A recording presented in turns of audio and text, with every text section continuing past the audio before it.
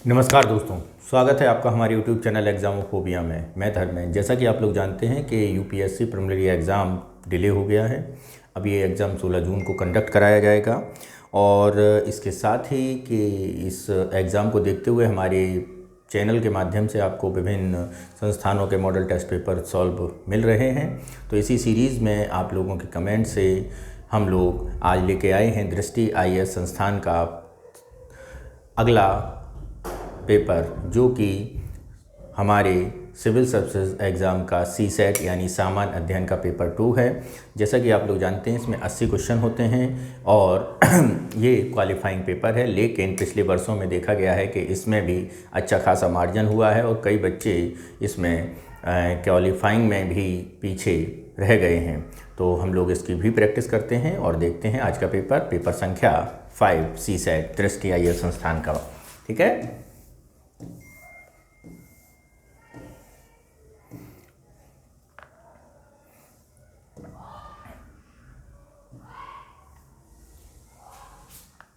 कौशल निर्माण एक परिच्छेद दिया गया है और इसके 4 क्वेश्चन होंगे। क्या है? निम्नलिखित पर आने वाले 4 परिच्छेदों के लिए निर्देश हैं। निम्नलिखित परिच्छेदों को पढ़िए और उन पर आधारित प्रश्नों के उत्तर दीजिए। आपके उत्तर पूर्णतया इन परिच्छेदों पर ही आधारित होने चाहिए। चलिए, परिच्छेद संख्या पहला क्या है इसे देखते हैं। कौशल निर्माण को प्रभावकारिता में सुधार के उपाय एवं समग्र उत्पादन में श्रम के योगदान के रूप में देखा जा सकता है। उत्पादन संभावना की सीमा को और अधिक बढ़ाने तथा अर्थव्यवस्था की समृद्धि दर को उच्च स्तर तक ले जाने के लिए यह एक महत्वपूर्ण घटक है। क्षमता निर्माण को किसी भी व्यक्ति के सामाजिक स्वीकृति अथवा प्रतिष्ठा में सुधार के उपकरण के रूप में भी देखा जा सकता है। क्षमता निर्माण अथवा क्षमता विकास पर भारत द्वारा वर्तमान समय में दिया जा रहा ध्यान चीन, पश्चिमी यूरोप, उत्तरी अमेरिका की तरह भारत में बदलती जनसांख्यिकी रूपरेखा से प्रेरित है। यह बदलती जनसांख्यिकी रूपरेखाएं यह इंगित करती हैं कि भारत में 20 से 25 वर्ष के लिए जनसांख्यिकी लाभांश नामक एक अद्वितीय अवसर की खिड़की है। जनसांख्यिकी लाभांश आवश्यक रूप से 2 कारकों के कारण होता है। ए, गिरती हुई जन्म दर, बी, जीवन प्रत्याशा में सुधार। गिरती हुई जन्म दर आयु वितरण को बदल देती है और निर्भर जनसंख्या के अनुपात में कमी लाती है तथा इससे उत्पादक श्रम बल का अनुपात सापेक्षिक रूप से बढ़ता है। इसके परिणामस्वरूप निर्भरता अनुपात में कमी आती है, जिससे अर्थव्यवस्था की तुलनात्मक लागत, लाभ एवं प्रतिस्पर्धा में वृद्धि हो सकती है। जनसांख्यिकी लाभांश के चलते भारत के पास विश्व की सबसे युवा कार्यशील जनसंख्या है, जिसकी माध्य आयु चीन एवं यूआईईएसटी देशों की तुलना में कहीं कम है।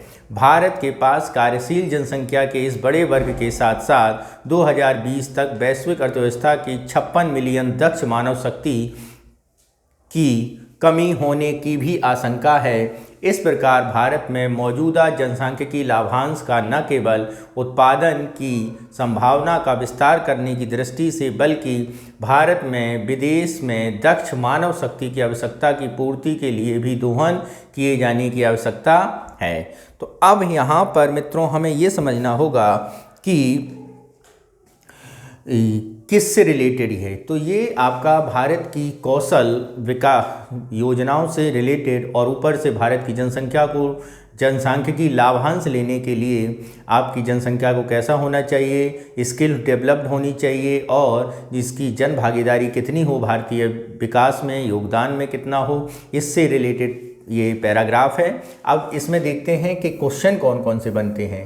जरा देखते हैं पहला क्वेश्चन क्या बना है।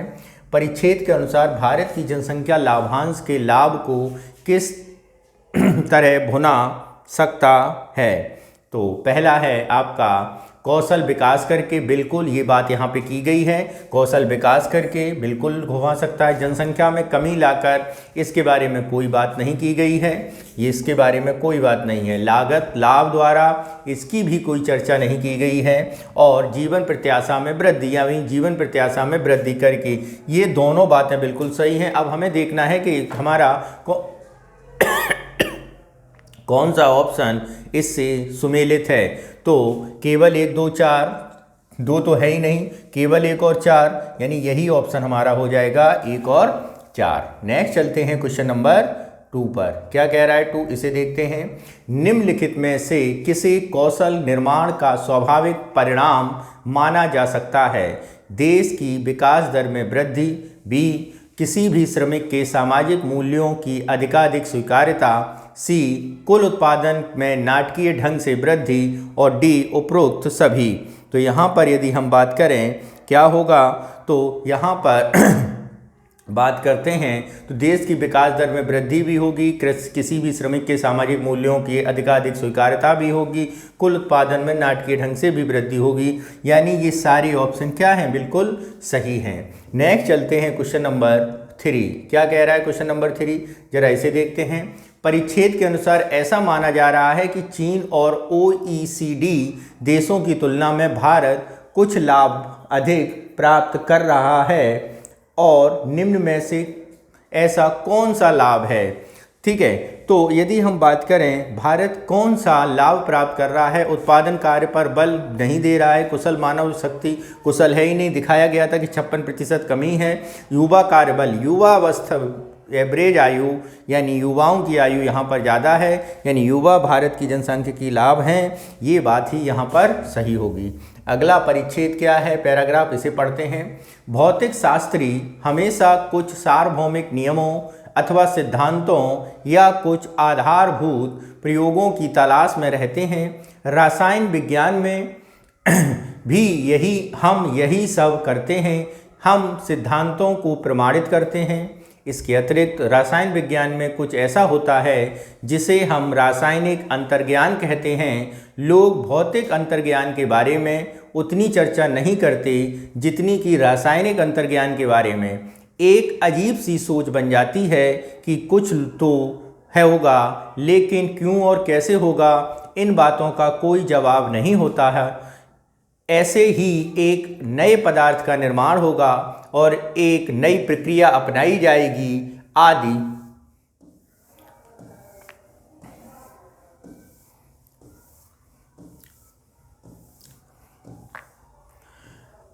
रासायनिक अंतर्ज्ञान प्राप्त करना कठिन होता है। इसके लिए व्यक्ति को कठोर परिश्रम करना होता है और एक लंबी समयावधि के बाद ही लोग इसे प्राप्त कर पाते हैं। कुछ लोग कभी भी इसे प्राप्त नहीं कर पाते, 50 साल तक कार्य करते रहने के बाद इसके बिना ही मर जाते हैं। जिन लोगों को माइकल फैराडे विश्व के महानतम रसायन शास्त्री की तरह अंतर्ज्ञान होता है, ऐसे लोग कुछ अविश्वसनीय कार्य कर दिखाते हैं। फैराडे ने विद्युत एवं चुंबकत्व के बारे में किस तरह सोचा जब इलेक्ट्रॉन के बारे में कुछ भी पता नहीं था, तो ऐसे में उन्होंने विद्युत अपघटन परीक्षण कैसे किया। मुझे अभी भी यह जानकर आश्चर्य होता है कि उन्होंने उस समय में बेंजीन की खोज कैसे की। जब उन्होंने पहली बार स्वर्ण के नैनो कण बनाए तो उन्हें कैसे पता चला कि वे नैनो कण ही हैं। उस समय इनको मापने का न तो कोई मापक था और ना ही सूक्ष्मदर्शी ही था जो अंतर्ज्ञान की इस क्षमता को उत्पन्न करते हैं। वे सफल होते हैं। यह सभी विषयों के संबंध में सही है, लेकिन सबसे अधिक रसायन विज्ञान के संबंध में। तो पहला क्वेश्चन बनता है क्या, इसे देखते हैं हम लोग। परिच्छेद के अनुसार रासायनिक अंतर्ज्ञान से हमारा क्या आशय है? तो देखना है परिच्छेद के अनुसार रासायनिक अंतर्ज्ञान से हमारा क्या आशय है। पहला है कि यह किसी शोध शास्त्री के आंतरिक विवेक है जिससे वह व्यक्त नहीं कर सकता। बिल्कुल बात सही है। कोई भी उपकरण इसे माप नहीं सकता, ये भी बात सही है। माइकल फैराडे के पास यह निश्चित रूप से था। ये तीनों बातें बिल्कुल सही हैं। पैराग्राफ में अगर आप देखेंगे इसमें यहीं पर ये दिया गया है, प्राप्त करना कठिन है, इसके लिए व्यक्ति को कठोर परिश्रम करना पड़ता है। ये सारी बातें यहाँ पर की गई थी। ठीक है मित्रों, नेक्स्ट चलते हैं क्वेश्चन नंबर 5 पर। क्या कह रहा है क्वेश्चन नंबर 5, इसे देखते हैं।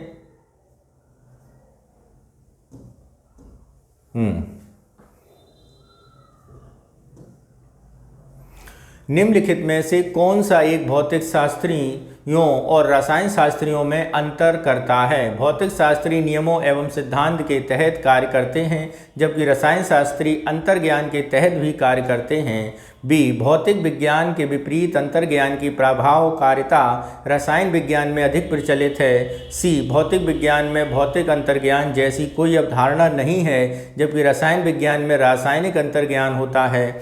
भौतिक शास्त्री अधिकांशतः सिद्धांत और नियमों पर निर्भर रहते हैं, जबकि रसायन शास्त्री अधिकांशतः अंतर्ज्ञान पर निर्भर रहते हैं। तो यहाँ पर यदि हम बात करें कौन सी बात सही होगी, तो यहाँ पर मित्रों भौतिक विज्ञान विपरीत अंतर्ज्ञान की प्रभाविकता रसायन विज्ञान में अधिक प्रचलित है। यही स्टेटमेंट हमारा यहाँ पर सही होगा। नेक्स्ट चलते हैं क्वेश्चन नंबर 6 पर। क्या कह रहा है क्वेश्चन नंबर 6? परिच्छेद के अनुसार निम्नलिखित में से कौन सा एक निष्कर्ष निकाला जा सकता है? देखिए जरा, वैज्ञानिक उपकरण वैज्ञानिक अंतर्ज्ञान के स्थानापन्न नहीं हो सकते। बिल्कुल बात सही है। ठीक है, असाधारण वैज्ञानिक प्रयोग न केवल सिद्धांत एवं नियमों के आधार पर ही किए जा सकते हैं, बल्कि अंतर्ज्ञान संबंधी योग्यता से भी किए जा सकते हैं। तो ये बात इस पैराग्राफ में थी, तो ये दोनों बातें मित्रों यहाँ पर सही हो जाएंगी। नेक्स्ट चलते हैं क्वेश्चन नंबर 7। क्या कह रहा है? उपरोक्त परिच्छेद में निम्नलिखित में से कौन सा सर्वाधिक तार्किक और महत्वपूर्ण संदेश अंतर्निहित है? ए, आजकल लोग स्वास्थ्य के प्रति जागरूक नहीं हैं, क्योंकि तकनीकी और दवाओं ने दोनों तरह से उनकी ज़िंदगी को प्रभावित किया है। बी, आधुनिक पीढ़ी की जीवन शैली ने व्यक्तिगत स्वास्थ्य और सुख की अपेक्षा दवाओं और तकनीकी को अधिक महत्व दिया है। योग के द्वारा हमें व्यक्तिगत स्वास्थ्य व सुख पर ध्यान केंद्रित करने में मदद मिलती है। तकनीक की दुनिया में कोई भी इसे उपयोग किए बिना नहीं रह सकता। तो यहाँ पर यदि हम बात करें कौन सा सही होगा, तो आधुनिक पीढ़ी की जीवन शैली व्यक्तिगत स्वास्थ्य और सुख की अपेक्षा दवाओं और तकनीकी को अधिक महत्व दिया है। ये हमारा बिल्कुल सही होगा। ठीक है, नेक्स्ट चलते हैं क्वेश्चन नंबर अगले पैराग्राफ पर। क्या है जरा देखते हैं। सभी आधुनिक समाज में कानूनों का अस्तित्व है और प्रायः इसे सभ्य अस्तित्व की आधारशिला माना जाता है, लेकिन ऐसा क्या है जो कानून को अन्य सामाजिक नियमों से अलग करता है, और किस अर्थ में कानून अंतर्राष्ट्रीय या वैश्विक स्तर पर संचालित होता है? क्या अंतर्राष्ट्रीय कानून जैसी चीज़ है भी घरेलू कानून के मामले में इसके विशिष्ट लक्षणों की पहचान करना आसान होता है?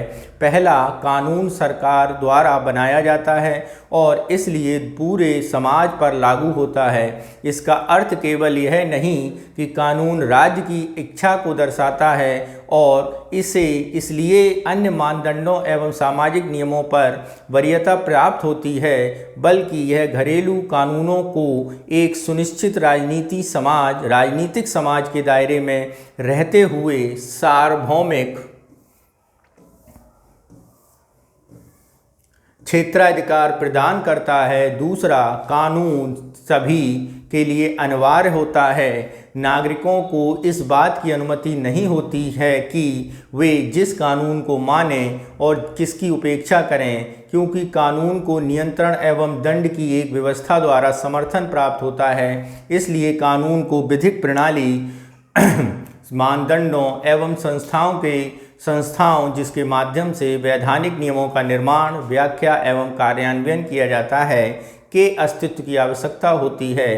तीसरा, कानून का स्वरूप सार्वजनिक होता है और इस रूप में इसके अंतर्गत कूटबद्ध, प्रकाशित एवं मान्य नियम अंतर्निहित होते हैं। इन्हें आंशिक तौर पर एक औपचारिक और सामान्यतः सार्वजनिक वैधानिक प्रक्रिया द्वारा हासिल किया जाता है। इसके अतिरिक्त कानून तोड़ने के लिए दिए जाने वाले दंड पूर्व कथनीय होते हैं, जिनका पूर्वानुमान लगाया जा सकता है, जबकि मनमानी गिरफ्तारी अथवा कारावास यादृच्छिक या तानाशाही प्रकृति का होता है। चौथा, कानून जिन पर लागू होता है उनके लिए सामान्यतः बाध्यकारी माना जाता है, बेशक फिर किसी विशेष कानूनों को गैर न्यायपूर्ण अथवा अनुचित ही क्यों न माना जाए। इसलिए कानून केवल प्रवर्तनीय आदेशों के एक समुच्चय से अधिक हैं। इसमें नैतिक दावे भी अंतर्निहित होते हैं, जिनका तात्पर्य है कि विधिक नियम का पालन किया जाना चाहिए। तो ये मित्रों कानून और समाज के बारे में बताया गया है। इस पैराग्राफ में हम लोग देखते हैं कौन कौन से क्वेश्चन डिस्कस करते हैं। तो पहला क्वेश्चन है क्वेश्चन नंबर 8, क्या कह रहा है? परिच्छेद के संदर्भ में कानून को सामाजिक नियमों से अलग किस तरह माना जा सकता है? पहला, किसी एक देश में बनाए गए कानून उसके प्रत्येक नागरिक पर लागू होते हैं, जबकि सामाजिक नियम एक समाज से दूसरे समाज में बदलते रहते हैं। ठीक है। दूसरा, कानून समाज पर लागू होते हैं जबकि सामाजिक नियम लागू नहीं होते हैं। तीसरा यानी सी ऑप्शन, कानून राजनीतिक समाज के लिए स्वीकार होते हैं जबकि सामाजिक नियम नहीं। डी, कानून उचित वैधानिक व्यवस्था के अनुरूप कार्य करते हैं जबकि सामाजिक नियमों को किसी भी व्यवस्था के लिए आवश्यक नहीं होता है। ठीक है। अब यहाँ पे कानून को सामाजिक नियमों से अलग किस तरह माना जाए ये बात करते हैं। किसी देश के में बनाए गए कानून उसके प्रत्येक नागरिक पर लागू होते हैं, बिल्कुल लागू होंगे, क्योंकि उस देश के कानून उस देश की सरकार द्वारा बनाए जाते हैं, जबकि सामाजिक नियम समाज के दूसरे समाज में बदलते रहते हैं। तो ये बात बिल्कुल सही है, यानी ऑप्शन ए हमारा बिल्कुल सही होगा। नेक्स्ट चलते हैं क्वेश्चन नंबर 9 पर। क्या कह रहा है क्वेश्चन नंबर 9? इसे देखते हैं। यदि राज्य द्वारा एक नया कानून प्रस्तावित है तो कानून को वैधता प्राप्त करने के लिए निम्नलिखित में से कौन सी शर्तें अनिवार्य होनी चाहिए?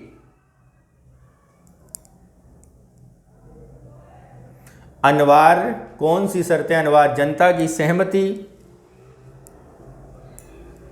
दूसरा वैधानिक समर्थन, तीसरा सार्वभौमिक क्षेत्राधिकार और चौथा न्यायपूर्ण प्रकृति। यदि हम यहाँ पे बात करें परिच्छेद के अनुसार, कानून को किसी भी समाज में वैधता प्राप्त हो सकती है यदि वह सरकार द्वारा बनाया जाए। किसके द्वारा? सरकार द्वारा बनाया जाए, इसका पालन करना अनिवार्य हो, ठीक है, और यह सबके लिए मान्य हो, इसकी प्रकृति बाध्यकारी हो। जरा देखते हैं यहाँ पर कौन कौन से ऑप्शन होंगे हमारे पास। नीचे दिए कूट का सही अर्थ बताइए। ठीक है। तो यदि हम यहाँ पर देखें कि कानून कौन मान्यवारी होंगे, तो वो कानून राज्य द्वारा एक नया कानून प्रस्तावित है तो उसे कौन वैधता प्राप्त करने के लिए कौन सी शर्त अनिवार्य है? जनता की सहमति। जरूरी नहीं है किसी भी कानून में जनता की सहमति हो। सार्वभौमिक क्षेत्राधिकार हो, इसकी भी मालूम नहीं है, लेकिन उसकी अगर सरकार द्वारा बनाया गया है यानी एक कानूनी प्रक्रिया का पालन किया गया है तो ये सभी को मान्य होगा, यानी कि यहाँ पर कौन सा ऑप्शन सही होगा? दूसरा जो है वो सही होगा, बाकी तीनों गलत होंगे। देखते हैं ऑप्शन में यहाँ पे क्या क्या दिया गया है। केवल 2 यानी डी में दिया गया है, इसलिए डी ऑप्शन हमारा सही हो जाएगा। नेक्स्ट चलते हैं क्वेश्चन नंबर 10 पर। किसी कानून में अंतर्निहित सार्वजनिक गुणवत्ता से क्या निष्कर्ष निकाला जा सकता है? ए, कानून सामान्यतः जनता द्वारा बनाए एवं प्रयोग किए जाते हैं। बी, कानून लिखित होते हैं और जनता सामान्यतः इसके क्रियान्वयन के पक्ष से ही वाकिफ होती है। सी, जनता को सामान्यतः इसके बारे में पता होता है कि कानून का उल्लंघन करने के पश्चात या तो वे दंडित होंगे या नहीं। और डी, लोगों को सामान्यतः यह पता होता है कि कानून के तहत मनमानी गिरफ्तारी संभव नहीं है। तो यहाँ पर यदि हम बात करें सार्वजनिक गुणवत्ता से क्या निष्कर्ष निकाला जाता है, तो इससे निष्कर्ष निकाला जाएगा कानून लिखित होता है और जनता सामान्यतः इसके लिए क्रियान्वयन के पक्ष में वाकिफ होती है, यानी ऑप्शन बी जो है हमारा सही होगा। नेक्स्ट चलते हैं कुछ अगले पैरा पर। क्या है, निम्नलिखित 3 परिच्छेदों को पढ़िए और उन पर आधारित प्रश्नों को आपके उत्तर पूर्णतः परिच्छेद पर ही आधारित हों। परिच्छेद 1 पढ़ना है, हाल के वर्षों में वैश्विक राजनीतिक परिदृश्य में प्रभावशाली परिवर्तनों के साथ साथ होने वाली नियमित सुधारों के बावजूद अंतर्राष्ट्रीय संबंधों में राष्ट्र राज्य अभी भी एक मूलभूत इकाई है। समकालिक विश्व राजनीति में इसके सबसे महत्वपूर्ण संस्था होने के तात्पर्य यह नहीं है कि यही एकमात्र मूलभूत इकाई है। राज्य विशेषकर राष्ट्र राज्य एक केंद्रीय संस्था है, क्यों मानव इतिहास के इस दौर में सत्ता केंद्रीकृत है। राष्ट्र राज्य की संकल्पना को समझने के लिए 2 अंतर संबंधित लेकिन भिन्न संकल्पनाओं राष्ट्र एवं राज्य के बीच के अंतर को समझाना आवश्यक है। यद्यपि राष्ट्र शब्द को प्रायः राज्य के स्थान पर प्रयोग किया जाता है, जबकि राष्ट्र शब्द अपने सांस्कृतिक निहितार्थ हैं। इसका संबंध एक ऐसे जन समुदाय से है जिसकी एक सामान्य पहचान होती है और जो एक समान मूल्यों को साझा करता है, जिसे बेनेडिक्ट एंडरसन कल्पित समुदाय कहकर संबोधित करते हैं। यह एकता साझा इतिहास, भाषा, धर्म, निर्जातीय समरूपता और साझा रीति रिवाजों जैसे सांस्कृतिक कारकों पर आधारित होती है। ठीक है, आगे देखें क्या है पैरा में। वहीं दूसरी ओर राज्य शब्द का संबंध एक राजनीतिक विचार एवं एक वैधानिक संस्था दोनों से होता है, जबकि राष्ट्र राज्य शब्द को एक साथ लेने पर इसका अर्थ एक सांस्कृतिक इकाई होता है, यानी एक राष्ट्र जिसकी सीमाएं एक राज्य की राजनीतिक वैधानिक सीमाओं के ही समान होती हैं। निकोलो मैकियावेली संभवतः पहला राजनीतिक सिद्धांतकार था जिसने द प्रिंस में आधुनिक राज्य की राजनीतिक आशय का उल्लेख किया। अपनी किताब द प्रिंस में प्राथमिक रूप से तात्कालिक इटली के शासकों को दी गई एक नसीहत थी कि एक राज्य की संकल्पना की स्थापना किस प्रकार की जाए एवं उसको किस तरह व्यवस्थित किया जाए। ऐसे में राज्य प्रतिकूल परिस्थितियों में एक संगठनिक वाहक और अन्य राज्यों के सापेक्ष शक्ति में वृद्धि करने वाला उपकरण दोनों ही बन गया है। तो यहाँ पे परिच्छेद 11 का आंसर क्वेश्चन का देखना है। परिच्छेद की विषय वस्तु के अनुसार राष्ट्र एवं राज्य शब्दावली का संबंध निम्नलिखित में से कौन से कथन से है। तो देखते हैं, पहला, राष्ट्र एक धार्मिक संकल्पना है। बी, राज्य एक राजनीतिक विधिक संकल्पना है। सी, राष्ट्र की सांस्कृतिक संकल्पना। क्वेश्चन नंबर 11 देख रहे थे हम लोग। क्या है, परिच्छेद में विषय वस्तु राष्ट्र और राज्य की शब्दावली निम्नलिखित में से कौन सा सही है, इसे बताना है। तो सबसे पहले अगर हम देखें तो राष्ट्र एक धार्मिक संकल्पना है, ये बात बिल्कुल क्या है, सही है या गलत। तो ये बात बिल्कुल क्या है, गलत है। सांस्कृतिक संधारणा है ये, ठीक है। एक राज्य एक राजनीतिक और विधिक संकल्पना है, ये बात बिल्कुल सही है। तीसरा, राष्ट्र एक सांस्कृतिक संकल्पना है, ये तो बात बोली ही गई है पैराग्राफ में बिल्कुल। जब सांस्कृतिक पहचान राजनीतिक विधिक संकल्पना के साथ सामयिक होती है तो वह राष्ट्र राज्य बन जाती है, ये बात बिल्कुल सही है। यानी कितनी बातें सही हैं, 2, 3, 4। तो ऑप्शन कौन सा सही होगा, बी ऑप्शन हमारा जो है वो सही हो जाएगा। नेक्स्ट चलते हैं, क्वेश्चन नंबर क्या है, निकोलो मैकियावेली द प्रिंस के संबंध में क्या निष्कर्ष निकाला जा सकता है।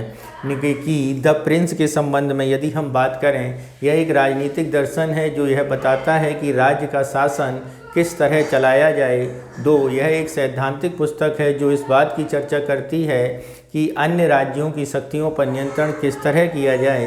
3, यह एक राजनीतिक पुस्तक है जिसमें पहली बार राष्ट्र और राज्य के बीच भेद किया गया है।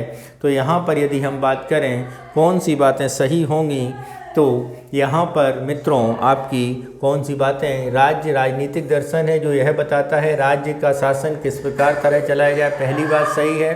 दूसरा, यह एक सैद्धांतिक पुस्तक है जिसमें इस बात की चर्चा की जाती है कि शक्तियों का नियंत्रण किस तरह हो, ये भी बात बिल्कुल सही है। तीसरा, यह एक राजनीतिक पुस्तक है जिसमें पहली बार राष्ट्र राज्य के बीच भेद किया गया नहीं, यह एक सांस्कृतिक पुस्तक, सैद्धांतिक पुस्तक है। तो यहाँ पर कौन सी बात सही है, पहली और दूसरी, यानी ऑप्शन कौन सा सही है, ऑप्शन बी जो है हमारा सही है। क्या है, ऑप्शन बी जो है हमारा सही है। नेक्स्ट चलते हैं क्वेश्चन नंबर 13 पर। क्या है 13, इसे देखते हैं। इस परिच्छेद की विषय वस्तु केंद्रीय विषय किसे माना जा सकता है। विश्व राजनीति में राष्ट्र और राज्य की प्रासंगिकता, एक विशिष्ट समय अवधि में राष्ट्रवाद का विकास किस तरह हुआ। निकोलो मैकियावेली को विश्व राजनीतिक विचार का जनक माना जाता है। विश्व राजनीति के संबंध में मैकियावेली और एंडरसन के विचारों का महत्व। तो यहाँ पर यदि हम बात करें विश्व राजनीति में राष्ट्र और राज्य की प्रासंगिकता, इसकी विषय वस्तु के केंद्रीय विषय के तौर पर माना जाता है हमारा।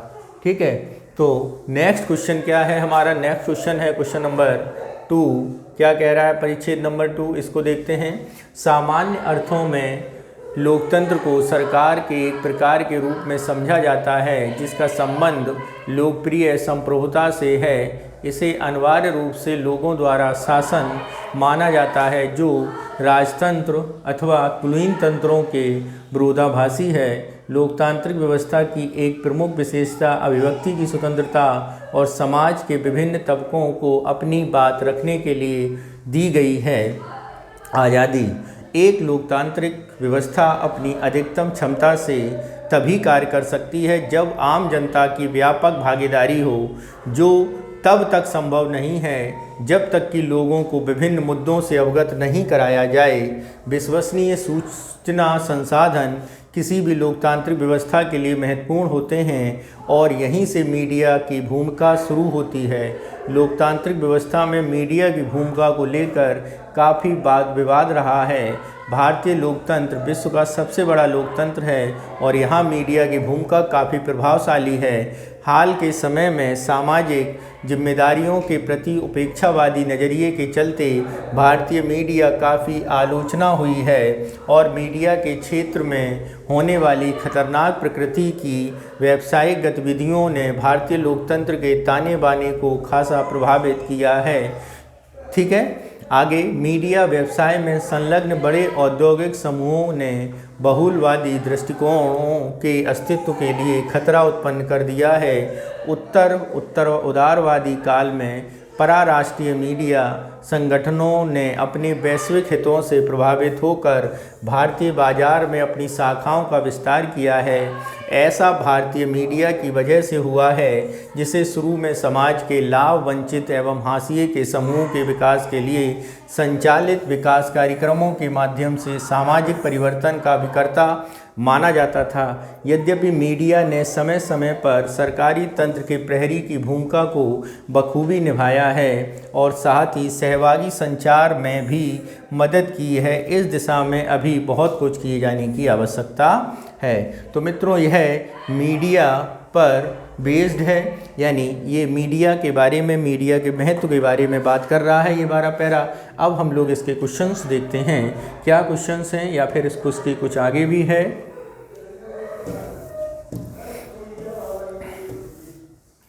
पहला क्वेश्चन क्या है हमारा, मीडिया लोकतंत्र को किस प्रकार मजबूत कर सकता है।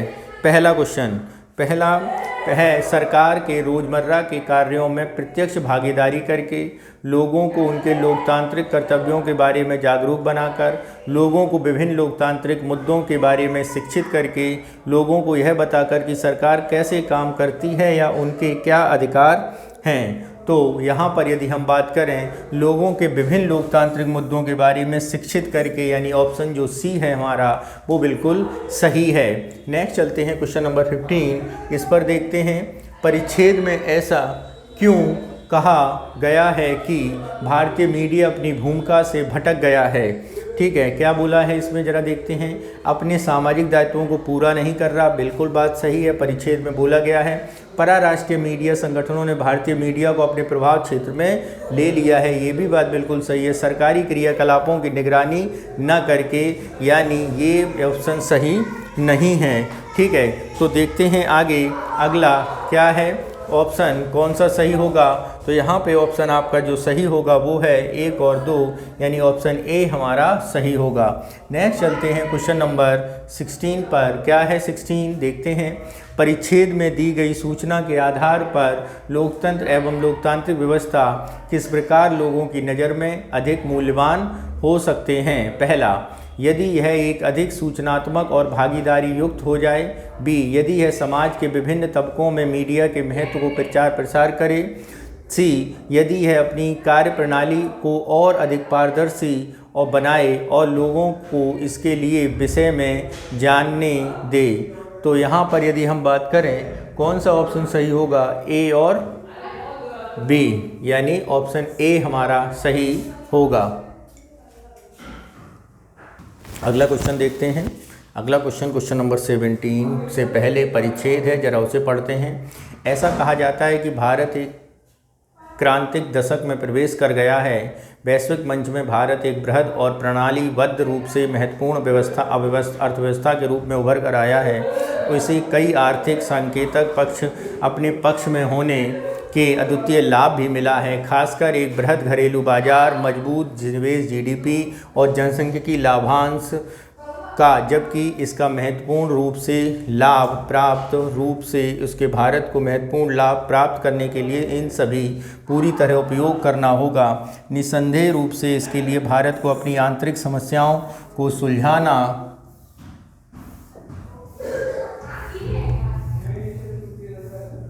आवश्यक है। इसमें लंबे समय से विद्यमान निर्धनता और इसकी सामाजिक एवं भौतिक अवसंरचना के विकास की समस्या प्रमुख है। वर्तमान वैश्विक मंदी ने भारत के समक्ष नई तरह की समस्याएं खड़ी कर दी हैं, जिनमें विगत वर्ष में के कुछ महीनों की उच्च समृद्धि दर की तुलना में मई 2012 से निर्यात वृद्धि निरंतर नकारात्मक रही है। सरकार के पास उपलब्ध सीमित राजकोषीय राहत और व्यापार साझेदारों के बढ़ते संरक्षणवादी कदम के साथ बचे हुए नीतिगत विकल्प समष्टि स्तरीय हैं। सूक्ष्म स्तर पर अधिक वैश्विक अर्थव्यवस्था में इसका आकार रूपरेखा देखते हुए भारत को अनिवार्य रूप से वैश्विक स्तर पर एक सक्रिय भूमिका निभानी होगी और केवल उन बहसों से उलझकर ही नहीं रह जाना होगा जो लगातार जारी संकट में जैसे जैसे निपटा जाए एवं तथा भविष्य में ऐसे संकटों को आने से किस तरह रोका जाए, बल्कि व्यापार, पूंजी प्रभाव, वित्तीय विनियमन, जलवायु परिवर्तन और वैश्विक वित्तीय संस्थाओं के शासन जैसे व्यापक समष्टि अर्थव्यवस्थीय अर्थशास्त्रीय मुद्दों को सुलझाने के लिए आवश्यक हैं। अर्थव्यवस्था के नियमों को भी प्रभावित करना होगा। तो यहाँ पर देखते हैं क्वेश्चन नंबर 17 क्या कह रहा है और उसे समझते हैं। यदि भारतीय अर्थव्यवस्था के घरेलू चुनौतियों को लेकर लेखक इतना चिंतित क्यों लग रहा है, तो पहला है भारतीय अर्थव्यवस्था के पास वैश्विक आर्थिक संकट को टालने की क्षमता है, बात सही है। और भारतीय अर्थव्यवस्था बड़े बाजारों को केंद्र हैं जो वैश्विक अर्थव्यवस्था और अधिक विकसित होने में मदद कर सकती हैं, ये बात बिल्कुल सही है। भारत में घरेलू आर्थिक मुद्दे वैश्विक और आर्थिक संगठनों को भी प्रभावित करते हैं, ये तीनों बातें क्या हैं, बिल्कुल सही हैं, यानी ऑप्शन कौन सा होगा, डी हमारा सही होगा। नेक्स्ट चलते हैं क्वेश्चन नंबर 18। क्रांतिक दशक के बारे में निम्नलिखित से क्या निष्कर्ष निकाला जा सकता है। भारत के लिए अवसरों से भरा हुआ दशक, एक ऐसा दशक जहां आर्थिक संकट साफ नजर आता है। 3, एक ऐसा दशक जो भारत को वैश्विक अर्थव्यवस्था में एक महत्वपूर्ण कर्ता के रूप में स्थापित कर सकता है। तो यहाँ पर कौन सा ऑप्शन सही होगा, तो यहाँ पर यह बात करें अवसरों से भरा हुआ दशक है और ऐसा दशक जहाँ आर्थिक संकट साफ नज़र आता है, इसकी चर्चा यहाँ पर नहीं की गई है। एक ऐसा दशक जो भारत में वैश्विक अर्थव्यवस्था के महत्वपूर्ण कर्ता के रूप में होगा, ये बात बिल्कुल सही है, यानी ऑप्शन पहला हमारा सही हो जाएगा। नेक्स्ट चलते हैं क्वेश्चन नंबर 19 क्या कह रहा है, पैरा है या 19 क्वेश्चन है, जरा इसको देखते हैं। अब अगला पैरे को पढ़ते हैं। इस तकनीक के समय में स्वास्थ्य सेवा के भरपूर विरोधाभास है। रोज़मर्रा के जीवन को सफल बनाने के लिए कंप्यूटरीकरण के साथ हर समय घटनाओं से बाह्य तौर पर जुड़े रहने की मांग बनी रहती है। यह विडंबना यह है कि ऐसा करने में हम शरीर, मन और आत्मा के विषय में गंभीर विचार करने से विमुख हो जाते हैं। औषधीय चिकित्सा के प्रयोग से हमारे कुछ लक्षण शांत हो जाते हैं, लेकिन इस बात का मतलब यह भी हो सकता है कि अपने व्यक्तिगत स्वास्थ्य व सुख पर ध्यान देने व निरीक्षण करने की योग्यता में कमी करके हम अपने व्यस्त जीवन के साथ उसी तरह सामान्य रह सकते हैं। ऐसे समय में जब तकनीक और दवाओं ने हमारे जीवन जीने के तरीके पर कब्जा जमाया हुआ है, यहाँ देखना स्फूर्तिदायक है कि योग न सिर्फ बचा हुआ है बल्कि शोधार्थी इस बात का पता लगाने के लिए प्रयास कर रहे हैं कि अभ्यास किस तरह हमारी मदद कर सकता है। साक्ष्य आधारित दवाओं के माहौल में किसी भी थेरेपी के लिए क्लिनिकल दावों की पुष्टि आवश्यक हो गई है और योग इससे परे नहीं है। हमको यह जानने की ज़रूरत है कि थेरेपी और इसके प्रयोग के अंतर्विरोध से कौन सा लाभ प्राप्त करेगा और किसी विशेष थेरेपी द्वारा विशेष चिकित्सीय मामले को कहाँ तक ठीक किया जा सकता है। तो यहाँ पर देखते हैं अगले क्वेश्चन पर, उपरोक्त परिच्छेद के संदर्भ में निम्नलिखित कथनों पर विचार करिए भैया, बताइए हमको भी। योग के द्वारा शरीर और मस्तिष्क स्वस्थ रहते हैं। ओके, किसी भी साक्ष्य आधारित औषधि की तरह हमारी विशेष समस्याओं का योग प्रभाव क्लिनिकल परीक्षण चल रहा है। ये दोनों बातें बिल्कुल सही हैं। तीसरा, मानव के लिए मददगार चिकित्सीय सहायता दरअसल निजी स्वास्थ्य समस्याओं का समाधान करने की हमारी क्षमता में कमी लाती है। यानी तीनों बातें बिल्कुल सही हैं। ऑप्शन सी हमारा सही है। नेक्स्ट देखते हैं, निम्नलिखित 5 प्रश्नों के निर्देश 4 परिच्छेदों में प्रत्येक की पढ़िए और उसके आधार पर उनका आंसर दीजिए। तो जरा देखते हैं, मनुष्य प्रायः गलत निर्णय लेते हैं यदि वह कैडबरी डेयरी मिल्क की तुलना में स्निकर्स को अधिक पसंद करते हैं। तो यह स्पष्ट है कि आपके सामने 2 विकल्प होने पर आप कौन सी कैंडी बार लेंगे। पारंपरिक आर्थिक मॉडल में इस तार्किक सहज बोध का अपनाया जाता है और यह बताता है कि लोग प्रत्येक विकल्प के लिए एक मूल्य निर्धारित करते हैं और एक प्रख्यात यूनिवर्सिटी के न्यूरोसाइंटिस्ट का यह तर्क है कि उनके तंत्रिका विज्ञान पर आधारित मॉडल मानक आर्थिक सिद्धांत की तुलना में बेहतर तरीके से यह व्याख्या करते हैं कि उनके विकल्प मौजूद होने पर लोग किस प्रकार का व्यवहार करते हैं। तंत्रिका मॉडल, जिसका जीव विज्ञान में वर्णन किया गया है, न्यूरॉन्स के परीक्षण किया गया इस चीज़ का सही वर्णन करते हैं कि जिसकी अर्थशास्त्री व्याख्या नहीं कर सकते। इस मॉडल का मुख्य आधार मस्तिष्क में अतृप्त क्षुधा भूख है। पहला, मस्तिष्क शरीर पर उपापचय दृष्टि से सर्वाधिक खर्चीला मेटाबॉलिकल एक्सपेंसिव ऊतक है, जिसका भार हमारे शरीर के भार का केवल 2 से 3% होता है। इसके बावजूद हमारी 20% ऊर्जा की खपत करता है। चूँकि तंत्रिका कोशिकाएं न्यूरॉन्स में इतनी अधिक ऊर्जा की खपत होती है, इसलिए मस्तिष्क में एक द्वंद्व चलता रहता है जिसमें सटीकता और क्षमता एक दूसरे के विरोधी होते हैं। न्यूरोसाइंटिस्ट का तर्क है कि हमारी निर्णय यथार्थता के वर्णन को बढ़ाने की लागत उसके फ़ायदे की तुलना में भारी पड़ती है। इस प्रकार हमारे पास आधुनिक अमेरिकी सीरियल एस्प्ले का चुनने का विकल्प बचता है। नेक्स्ट यहाँ पर क्वेश्चन अगर हम देखें कौन सा क्वेश्चन सही होगा, तो पहला है, परिच्छेद में तंत्रिका विज्ञान मॉडल और आर्थिक मॉडल क्या वर्णन करते हैं। पहला ऑप्शन, दोनों मॉडल यह बताते हैं कि निर्णय प्रक्रिया कैसे संचालित होती है। बात सही है। दोनों मॉडल यह वर्णन करते हैं कि विकल्पों में अलग मूल्य दिया जाता है। तीसरा, आर्थिक मॉडल यह वर्णन करता है कि विकल्पों को कैसे चुना जाए और तंत्रिका विज्ञान मॉडल तंत्रिका कोशिकाओं के बारे में बताता है। तो यहाँ पर मॉडल क्या है, दोनों मॉडल यह बताते हैं कि निर्णय कैसे लिया जाए, यानी ऑप्शन ए हमारा सही होगा। नेक्स्ट चलते हैं, क्वेश्चन नंबर 21 में क्या दिया गया है इसे देखते हैं। उपरोक्त परिच्छेद में निम्नलिखित में से कौन सा सर्वाधिक, देखते हैं आगे इसमें कौन सा सर्वाधिक क्या है, अगला इसका टाइटल के संबंधित होगा। देखते हैं कौन सा सर्वाधिक तार्किक और तर्कसंगत निष्कर्ष निकाला जा सकता है। तो पहला ऑप्शन क्या है, यहाँ पर देखें, विकल्प मनुष्य को अपने मस्तिष्क का प्रयोग करने और प्रत्येक विकल्प से जुड़े फायदों का आकलन करने के लिए प्रेरित करते हैं। बी क्या कह रहा है, बी अगर देखें तो कह रहा है मनुष्य फायदे के लिए निर्णय यथार्थता की लागत का भुगतान करता है, इसलिए यथार्थता का नियम फायदों की अपेक्षा अधिक महत्व दिया जाता है। सी निर्णय प्रक्रिया के आकलन होने की तुलना में सहज बोधात्मक अधिक है। डी आर्थिक मॉडल में वास्तविक फायदे के साथ साथ प्रत्येक विकल्प की लागत में कमी दी गई है। तो कौन सा ऑप्शन सही है, बी ऑप्शन हमारा सही है। नेक्स्ट चलते हैं क्वेश्चन नंबर अगले परिच्छेद सी पर। व्यवहारिक उपागम में केवल बाह्य प्रक्षेपणीय उद्दीपन और अनुक्रिय व्यवहार का अध्ययन किया जाता है, जिसका वस्तुनिष्ठ तरीके से मापन किया जा सकता है। इनका मानना है कि आंतरिक व्यवहार का अध्ययन नहीं किया जा सकता, क्योंकि हम यह नहीं देख सकते कि व्यक्ति के मन में क्या चल रहा है, और इसलिए वस्तुनिष्ठ तरीके से इसका मापन नहीं कर सकते। इसकी तुलना में संज्ञानात्मक उपागम का यह मानना कि प्रयोगों द्वारा आंतरिक मानसिक व्यवहार का वैज्ञानिक ढंग से अध्ययन किया जा सकता है।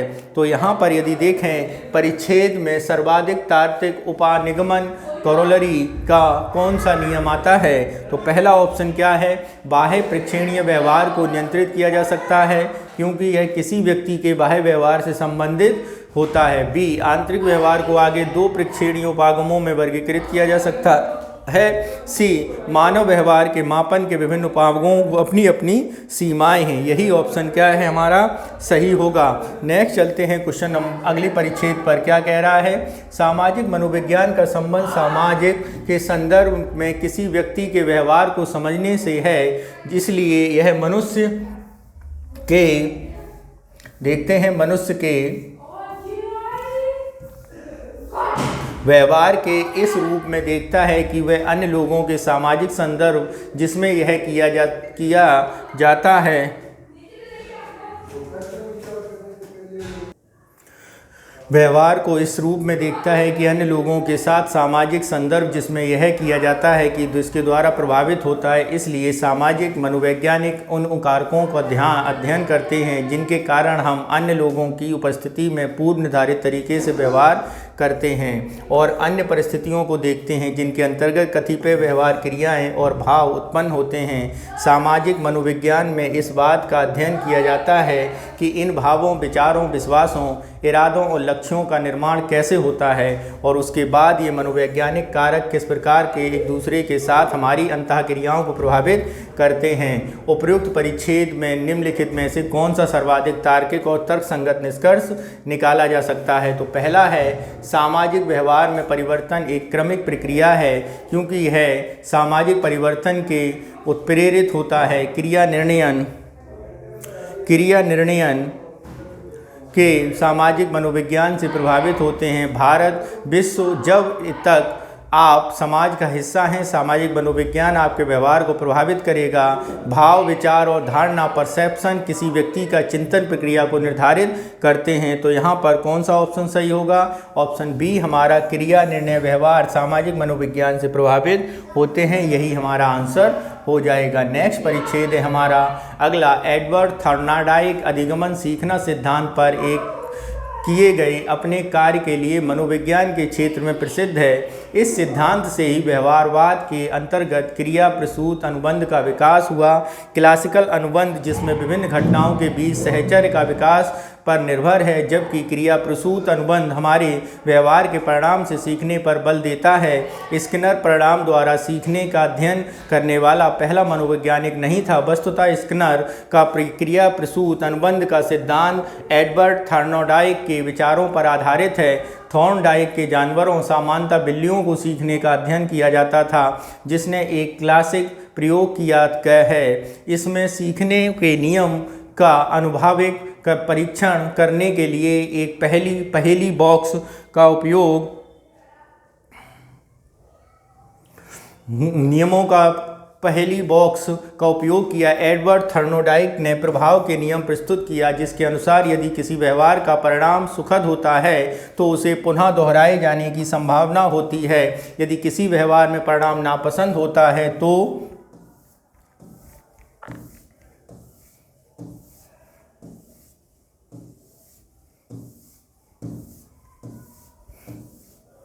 तो उसे पुनः दोहराए जाने की संभावना नहीं होती है। तो यहाँ पर देखते हैं कौन सा क्वेश्चन सही होगा। सीखने का नियम का सिद्धांत की कमी क्या है? इसमें इस बात का कोई परिणाम नहीं बताया कि चोरी, लूटपाट जैसे नापसंद कार्यों को क्यों दोहराया जाता है। कोई भी नैतिक कार्य के बिना किसी परिणाम की वो दोहराया जाएगा। थॉर्नाइड के सिद्धांत घटनाओं के बीच का संबंध क्या है, या उपरोक्त में से कोई नहीं। तो इसमें सीखने के नियम में ये कोई भी चर्चा नहीं है। ऑप्शन डी हमारा सही होगा। नेक्स्ट पैरा देखते हैं। हमारे देश में पूर्ण संवैधानिक इतिहास को विधायिका के साथ न्यायपालिका ने जिस सबसे बुरे दौर का सामना किया, उसकी शुरुआत संपत्ति के अधिकार के मुद्दे से हुई, जो कि एक अप्रत्याशित घटनाक्रम था। संपत्ति के अधिकारों के संवैधानिक प्रावधानों को लेकर विधायिका और न्यायपालिका के मध्य कसमकस की स्थिति बनी हुई थी। सरल सा सिद्धांत था, न्यायपालिका संविधान की पवित्रता को बनाए रखने के लिए विधायिका के संपत्ति के अधिकार को नियंत्रित करने का कार्य का अमान्य घोषित कर रही थी, और जब भी न्यायपालिका किसी कानून को असंवैधानिक बताकर अमान्य घोषित करती है तो विधायिका न्यायपालिका और अपने प्रभुत्व को बनाए रखने की संविधान शोधन कर देती है। तो यहाँ पर देखना है कौन सा पैरा का आंसर सही होगा। क्वेश्चन नंबर 25 देखते हैं। उपरोक्त परिच्छेद को कथनों पर विचार कीजिए। तो पहला है हमारा, भारत जैसे विकासशील देशों में विधायिका और न्यायपालिका के मध्य संघर्ष को शांतिपूर्ण तरीके से सुलझा लिया गया है और अब उनके मध्य कोई मुद्दा नहीं रह गया है। तो ये बात बिल्कुल गलत है। देश में संपत्ति के अधिकार विधायिका और न्यायपालिका के मध्य एक विवाद का विषय रहा है। ये बात बिल्कुल सही है। भारत को संसद के पास निर्विवाद शक्ति है और इसकी न्यायपालिका चुनौती नहीं, ये गलत है। यानी ऑप्शन बी सी हमारा सही होगा। नेक्स्ट चलते हैं अगले पैराग्राफ पर। क्या है अगला पैरा, उसे देखते हैं। वैश्वीकरण में विनिवेश संबंधी प्रकृतियां शक्तियों को पूरे विश्व में फैल रही हैं और गंभीरतापूर्वक अर्थव्यवस्था को नया आकार प्रदान कर रही हैं। ये बदलाव कारोबारी संगठनों के लिए नई चुनौतियों पेश कर रहे हैं, विशेष रूप से अति प्रतिस्पर्धी वातावरण में सरकार द्वारा उत्कृष्ट सेवा प्रदान करने के लिए। भारत में जीडीपी में सेवा क्षेत्र का हिस्सा बढ़ रहा है, जबकि वित्तीय संस्थान विशेष रूप से बैंक, भारतीय सेवा उद्योग और पृथकीकरण हिस्से। दूसरी तरफ कर्मचारियों द्वारा नौकरी छोड़कर मान जाना बैंकिंग क्षेत्र की समस्या को धीरे धीरे बढ़ रहा है और प्रतिभा को रोक कर रखने में गंभीर चुनौती पेश कर रहा है। इस प्रकार वर्तमान अध्ययन सरकारी क्षेत्र के बैंकों के साथ निजी क्षेत्र के बैंकों में कर्मचारियों को रोक कर रखने के मुद्दे पर ध्यान केंद्रित करने को कहता है। सार्वजनिक क्षेत्र के बैंकों की तुलना उनके निजी क्षेत्र के समकक्षों से कर्मचारियों को रोक कर रखने की नीतियों के आधार पर द्वितीयक आंकड़ों बैंकों कर्मचारियों को रोक कर रखने की आवश्यकता को बहुत सी मौजूदा कर्मचारियों को रोकने के संबंधी नीतियों को विशेषकर पर जोर दिए करते हैं। इसके लिए कर्मचारी प्रबंधक और एचआर प्रबंधक के साक्षात्कार किए जाते हैं। परिणामों में अलग अलग विश्लेषण किया गया है। अध्ययन में पाया कि सार्वजनिक क्षेत्र के बैंक नकारात्मक रूप से प्रतिभा संरक्षण के लिए मुद्दे से जूझ रहे हैं। उनके पास कर्मचारियों को रखने के लिए कोई निश्चित नीति नहीं है, जबकि निजी क्षेत्र के बैंक कर्मचारियों को रोक कर रखने में बेहद महत्वपूर्ण भूमिका देते हैं। उनकी एचआर नीतियां और कार्यक्रम का उद्देश्य अपने संगठन के सबसे प्रतिभा को रोकना है। तो यहाँ पर देखते हैं परिच्छेद में के अनुसार बैंकिंग क्षेत्र में उथल पुथल के लिए कौन सा कारक उत्तरदायी है? वैश्वीकरण, कर्मचारियों को रोक कर रखना, और ये दोनों बातें बिल्कुल सही है, यानी ऑप्शन सी हमारा सही होगा। नेक्स्ट है हमारा अनुच्छेद परिच्छेद के अनुसार निम्नलिखित में किसका जीडीपी में हिस्सा है? अंतर्राष्ट्रीय संस्थानों द्वारा उत्पन्न राजस्व, ठीक है, उत्पन्न राजस्व। दूसरा वित्तीय संस्थान केंद्रीय, और ए और बी, तो ये हैं वित्तीय संस्थान के बारे में। नेक्स्ट है हमारा पैरा अगला, नयोमी मुनाविरा के उपन्यास में एक श्रीलंकाई लड़की को विद्यालय जाते समय रास्ते में चाकूधारी पुरुषों की एक भीड़ द्वारा रोक लिया गया है और उसे यह साबित करने को कहा गया कि वे तमिल नहीं है। अगर यह न कर पाती तो मर गई होती। यह घटना क्रूरतापूर्ण हिंदू मुस्लिम दंगे की याद दिलाती है। एक हिंदू महिला माथे पर बिंदी लगाकर ही जीवन को विस्तार पाती है और एक मुस्लिम पुरुष के जनानांगों के चारों ओर अतिरिक्त चमड़ी न होने के कारण उसे तत्काल मार दिया जाता है। यह विरोधों का यही अवसाफ है। धीरे धीरे डर समाप्त हो जाता है लेकिन उत्पीड़न नहीं समाप्त होता।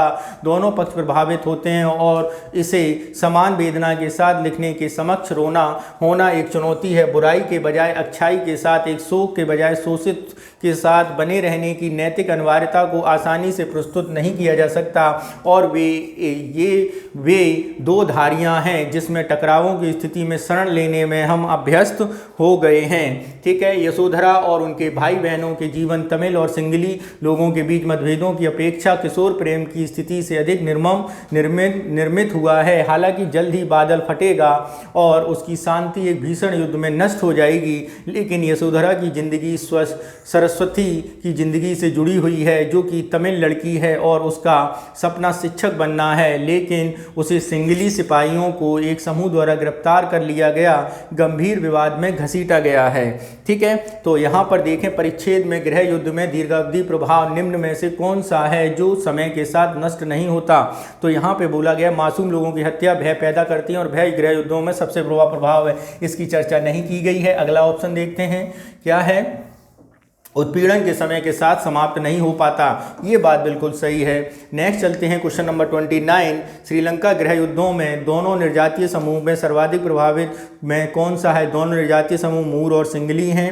नहीं, दोनों सिंगली भारतीय तमिल गृह युद्धों में सर्वाधिक प्रभावित हैं। तमिल और सिंगली सर्वाधिक प्रभावित निर्जातीय समूह, यानी डी ऑप्शन सही है। अगला परिच्छेद भारतीय हॉकी और फुटबॉल में वर्तमान हालात, मिले जुले अवसरों और शामिल बहुत से हिस्सेदारों के सामूहिक उदासीनता की कहानी है। हालांकि दीर्घकालिक दृष्टि के साथ समुचित योजना के द्वारा चीज़ों को कायापलट होने में मदद मिल सकती है। भारत में हॉकी और फुटबॉल की स्थिति को सुधारने में मदद करने के लिए हम एक साथ सभी स्तरों पर बदलती हुई चीज़ों के विषय में संस्तुति देते हैं, जैसे कि टॉप डाउन रणनीति द्वारा सुझाए गए क्रमबद्ध दृष्टिकोण के खिलाफ, किंतु राष्ट्रीय टीम के प्रदर्शन ही बदलाव लाने इंजन बनेंगे। इस प्रकार हमें खेल और राष्ट्रीय टीम के द्वारा बेहतर प्रदर्शन करवाकर जोश खरोश पैदा करने की ज़रूरत है, किंतु इसके बाद ही हमें हर चरण में स्तर और स्पर्धा प्राप्त करने के लिए लीग व्यवस्था पर काम करने की ज़रूरत है, जैसे पुरुष, महिला, जूनियर, स्कूल, कॉलेज, जैसे अंडर 18, अंडर 16 और अंडर 14। भारत में हॉकी और फुटबॉल स्वर्णिम युग को पुनः स्थापित करने के लिए निम्नलिखित में सर्वोत्तम कदम क्या होगा। सभी स्तरों पर चरणों में स्पर्धा प्राप्त करने के लिए लीग के अनुसार प्रदर्शन सुधार किया जाए, यही हमारा अवसर हो जाएगा। नेक्स्ट चलते हैं क्वेश्चन नंबर 31 पर। क्या है 31?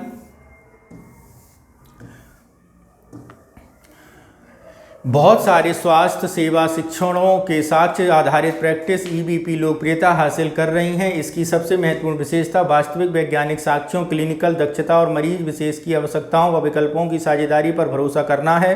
स्वास्थ्य संबंधी निर्णयों के लिए विविध स्रोतों से उपयुक्त साहित्य और पुनर्प्राप्ति व पहचान की उपयोगिता के चलते पुस्तकालयों की देखरेख करने वाले ईबीपी विस्तार में महत्वपूर्ण भूमिका निभाते हैं। इस लेख के द्वारा यह विवरण प्राप्त होता है कि व्यवस्थित समीक्षाओं, मेटा एनालिसिस और क्लिनिकल प्रैक्टिस दिशा निर्देशों के लिए मूल अध्ययनों व द्वितीयक प्रकाशनों के लिए थेरेपी, डायग्नोसिस, एंटियोलॉजी और प्रेग्नोसिस पूर्वानुमान का पता कैसे लगाया जाए, अनुसंधान कैसे किया जाता है, इसे सूचीबद्ध कैसे किया जाता है, क्लिनिकल साक्ष्यों को कैसे प्राप्त किया जाता है, इसकी समझ होना महत्वपूर्ण कौशल का काम है जिसे लाइब्रेरियन लोग ईबीपी क्लिनिकल के हितों के लिए मुहैया करा सकते हैं। परिच्छेद में क्या महत्वपूर्ण संदेश है?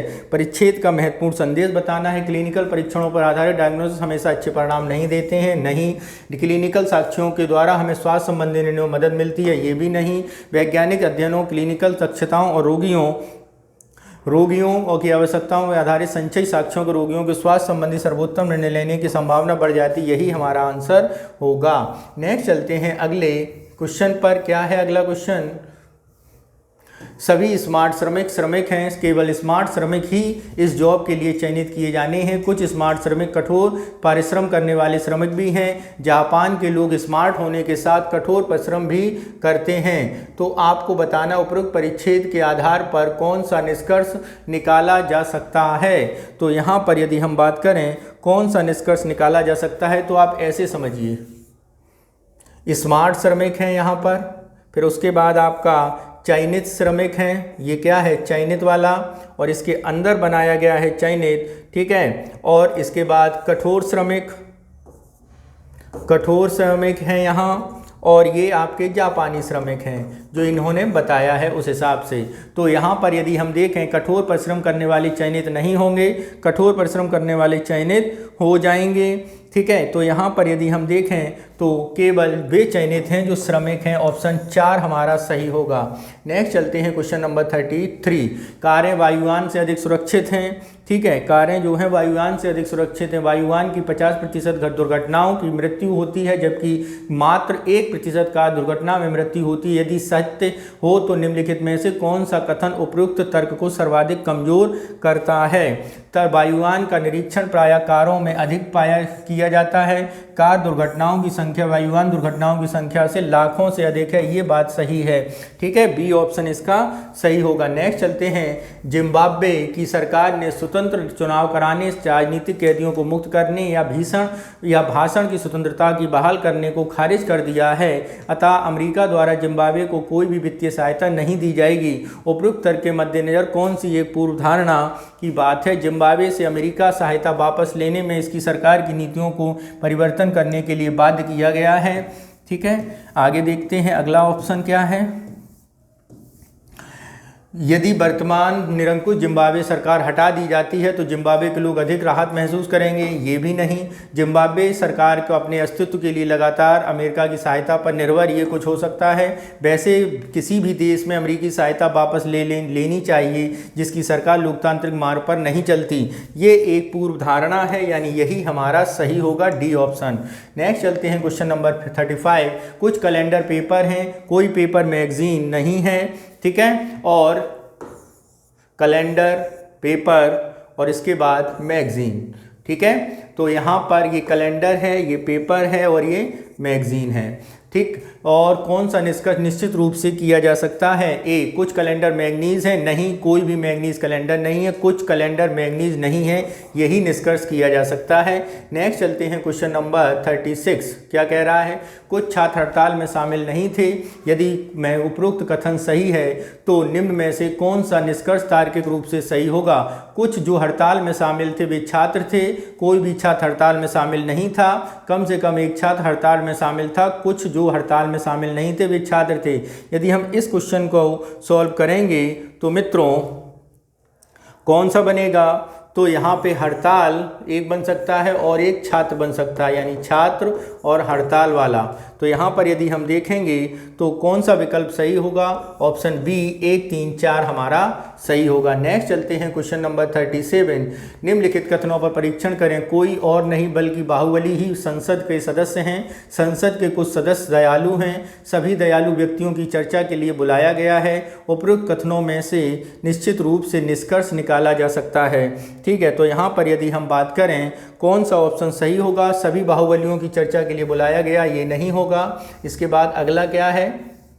संसद में सभी दयालु बाहुबली चर्चा के लिए बुलाए, ये सही होगा। नेक्स्ट चलते हैं क्वेश्चन नंबर 38। क्या कह रहा है 38, इसे देखते हैं। भारत ने 9 पारंपरिक दर्शनों में से 6 वेदों को स्वीकार करते हैं। चारवाक दर्शन वेदों को नहीं स्वीकारता है। सभी वेदों को स्वीकार करने वाले ब्रह्म को भी स्वीकार करते हैं। यहाँ पर कौन सा निष्कर्ष निकाला जा सकता है। तो यहाँ पर यदि हम निष्कर्ष निकालने की बात करें तो यहाँ पर सभी पारंपरिक दर्शन वेदों को स्वीकार करते हैं, नहीं। ब्रह्म को स्वीकार करते हैं, वेदों को स्वीकार करते हैं, ये भी नहीं। चारवाक ब्रह्म में नहीं स्वीकार करते हैं, यही। भारत में 6 पारंपरिक दर्शन ब्रह्म को स्वीकार करते हैं, ये बात सही है, ठीक है। नेक्स्ट चलते हैं अगले क्वेश्चन पर, क्वेश्चन नंबर 39 पर। क्या कह रहा है 39, इसे देखते हैं।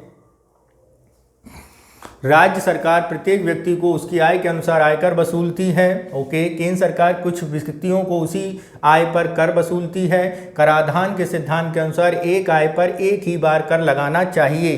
तो उपरोक्त कथनों में से कौन सा निष्कर्ष निकाला जा सकता है? तो यदि हम कथन पर निश्चित रूप से केंद्र सरकार द्वारा लगाया गया अवैध है, निश्चित रूप से राज्य सरकार द्वारा लगाया गया कर अवैध है, सैद्धांतिक रूप से व्यक्ति को या केंद्र पर कोई राज्य सरकार कर देना चाहिए, यानी ऑप्शन सी हमारा यहाँ पर बिल्कुल सही होगा। नेक्स्ट चलते हैं क्वेश्चन नंबर 40। कथन कुछ लड़के क्रिकेटर हैं, कोई क्रिकेटर लड़की नहीं है। यानी यहाँ पर यदि हम बात करें लड़के क्रिकेटर और यहाँ पर लड़की, आगे देखते हैं आगे क्या कहा गया है। सभी लड़कियां डॉक्टर हैं, ठीक है। तो पहले तो हम देखते हैं बॉयज़, फिर यहाँ पर आएगा एक क्रिकेटर, डॉक्टर और गर्ल्स, और क्या आ जाएगा गर्ल्स। तो यहाँ पर देखें कुछ डॉक्टर क्रिकेटर नहीं हैं, कुछ डॉक्टर क्रिकेटर नहीं है, नहीं कोई डॉक्टर क्रिकेटर नहीं है, कोई लड़का लड़की नहीं है, ये तो गलत है। केवल निष्कर्ष 2 लागू है, बिल्कुल केवल निष्कर्ष 2 यहाँ पर लागू होगा।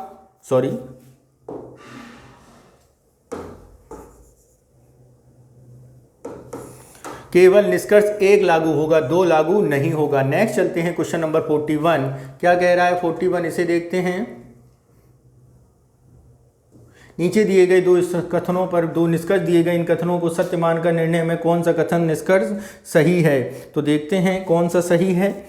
कोई बिल्ली कुत्ता नहीं है, सभी कुत्ते शेर हैं। तो यहाँ पर देखेंगे तो कौन सा सही है? तो आपका न तो निष्कर्ष 1 और न ही निष्कर्ष 2। नेक्स्ट चलते हैं क्वेश्चन नंबर 42। क्या कह रहा है 42?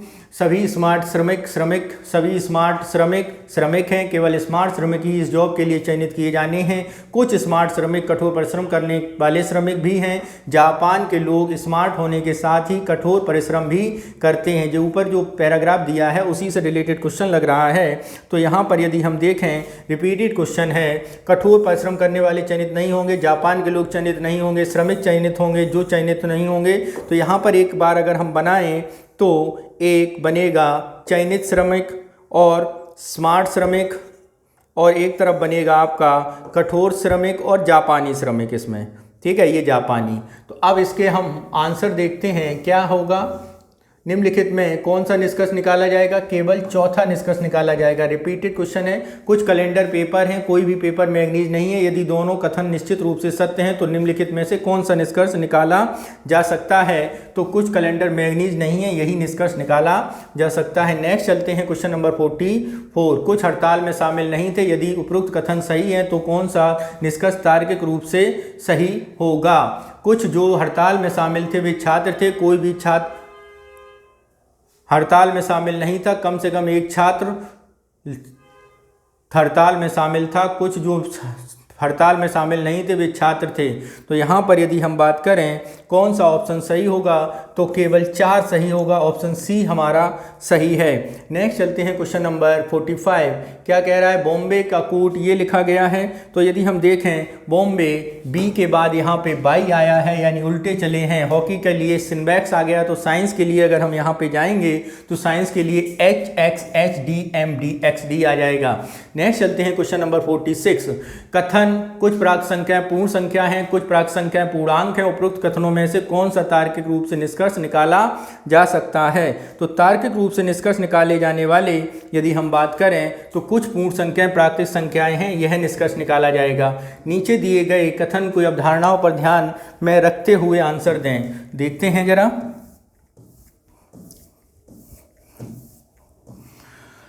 कथन घाटे की पूर्ति हेतु बढ़ाए जाएं। क्या वर्तमान में बहुत कम है, बजट में घाटा वांछनीय नहीं है, बिना कर बढ़ाए घाटा पूरा नहीं किया जा सकता। तो यही अवधारणाएं हैं, यदि हम इनको देखेंगे तो केवल बिना कर को बढ़ाए घाटा पूरा नहीं किया जा सकता, यही आंसर होगा। ठीक है, नेक्स्ट देखते हैं निम्नलिखित में से दिए गए प्रश्नों का निष्कर्ष करके उनके आंसर तार्किक रूप से पालन करते हैं, आंसर दीजिए। तो जरा देखते हैं क्या है क्वेश्चन। हाँ, कुछ वैज्ञानिक शिक्षित हैं, कुछ वैज्ञानिक क्या हैं? शिक्षित हैं। कुछ बुद्धिमान वैज्ञानिक हैं, ठीक है। तो यहाँ पर बुद्धिमान, फिर वैज्ञानिक और फिर शिक्षित, यानी शिक्षित हैं यहाँ पर, ये वैज्ञानिक हैं अब इनके बारे में, और ये आपका क्या है, बुद्धिमान है। ठीक है, अब इसमें हम बनाएं, इसका निष्कर्ष देखें तो ये आपका हो जाएगा एक निश्चित वैज्ञानिक यानी ऑप्शन ए हमारा, और कुछ वैज्ञानिक बुद्धिमान नहीं है ये, यानी ऑप्शन डी हमारा सही हो जाएगा। नेक्स्ट चलते हैं क्वेश्चन नंबर 49। यदि कथन में कुछ शेर बिल्ली हैं, ठीक है, क्या हैं, कुछ शेर बिल्ली हैं, वो गलत है, तो निम्नलिखित में से कौन सा कथन सही है? सभी शेर बिल्ली नहीं है, कोई भी बिल्ली शेर नहीं है, सभी शेर बिल्ली हैं, कोई भी शेर बिल्ली नहीं है। तो यहाँ पर देखें कौन सा कथन सही होगा। तो मित्रों यहाँ पर कथन जो सही होगा वो बी सही होगा, 2 और 4। निम्नलिखित में निष्कर्षों पर विचार कीजिए। क्या निष्कर्ष हैं देखते हैं जरा। कुछ बिल्लियां कुत्ते हैं, कुछ कुत्ते बिल्ली नहीं है, कुछ बिल्लियां कुत्ते नहीं हैं, सभी बिल्लियां जंगली हैं, सभी कुत्ते जंगली हैं, संभावना है कुत्ते जंगली हैं, इसकी संभावना है। तो यहाँ पर यदि हम बेन आरेख के द्वारा इसे सॉल्व करेंगे तो इसका कथन पहला और तीसरा सही होगा, ऑप्शन बी हमारा सही हो जाएगा। नेक्स्ट चलते हैं क्वेश्चन नंबर 51। क्या कह रहा है, नीचे एक प्रश्न दिया गया है, प्रश्नों को कथन 1 और कथन 2, प्रश्न x और y संख्याएं x² और y² हैं। ठीक है, तो यहाँ पर जब इसे सॉल्व करेंगे तो मित्रों कौन सा कथन सही होगा? तो प्रश्न का उत्तर पाने के लिए कथन 1 और कथन 2 पर्याप्त हैं, ऑप्शन सी हमारा सही होगा। ठीक है, नेक्स्ट चलते हैं क्वेश्चन नंबर 52। क्या कह रहा है, निम्नलिखित पर परीक्षण कीजिए, सभी फल मीठे हैं। आगे देखते हैं क्या कह रहा है, सभी फल मीठे हैं, कुछ फल मीठे हैं, कोई भी फल मीठा नहीं है, कुछ फल मीठे नहीं हैं। तो यहाँ पर यदि हम बात करें तो कथन 1 जो है वो असत्य है और बाकी सारे सत्य हैं, यानी बी ऑप्शन डी सही होगा। नेक्स्ट लिखते हैं, 2 प्रश्न है, प्रश्नांशों के भीतर 4 कथन है, 4 कथन में किंतु दोनों ही गलत हो सकते हैं। कथनों को ध्यानपूर्वक अध्ययन करें और उन कथनों को पहचानें, उपरोक्त नियमों को संतुष्ट करते हुए प्रत्येक कथन समुच्चय उपरांत को बताइए। तो इसमें 4 कथन हैं और 2 कथन ऐसे हैं जो दोनों में सही नहीं हैं। तो जरा देखते हैं 53 में क्या कथन दिया गया है। क्या है, सभी व्यक्ति अच्छे हैं, कुछ व्यक्ति अच्छे नहीं हैं, व्यक्ति अच्छे नहीं होते हैं, कुछ व्यक्ति अच्छे होते हैं। तो यहाँ पर यदि हम देखेंगे तो कथन 1 और जो 3 है वो हमारे सही नहीं है, ऑप्शन सी ए हमारा सही होगा। नेक्स्ट, सभी मेट्रो रेल और सौर ऊर्जा से चलती हैं, कुछ मेट्रो रेल और सौर ऊर्जा से चलती हैं, कोई भी मेट्रो रेल और सौर ऊर्जा से नहीं चलती, कुछ मेट्रो रेल और सौर ऊर्जा से नहीं चलती है। तो यहाँ पर जाएंगे तो ऑप्शन यहाँ भी 1 और 3 हमारे गलत हैं, यही आंसर सही होगा। अगला 55 देखते हैं। कुछ वृत्त चित्र हैं, कुछ वृत्त वर्ग हैं, उपरोक्त में से 2 कथनों में तार्किक रूप से बताइए। कुछ वृत्त चित्र हैं, कुछ वृत्त चित्र ना ही वर्ग हैं, सभी वृत्त या तो वर्ग हैं या चित्र हैं, इनमें से कोई नहीं। तो यहाँ पर यदि हम बात करें तो कौन सा ऑप्शन सही होगा?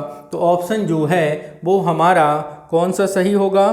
तो ऑप्शन जो है हमारा ए सही होगा। नेक्स्ट चलते हैं क्वेश्चन नंबर 56 का नियम देख लीजिए।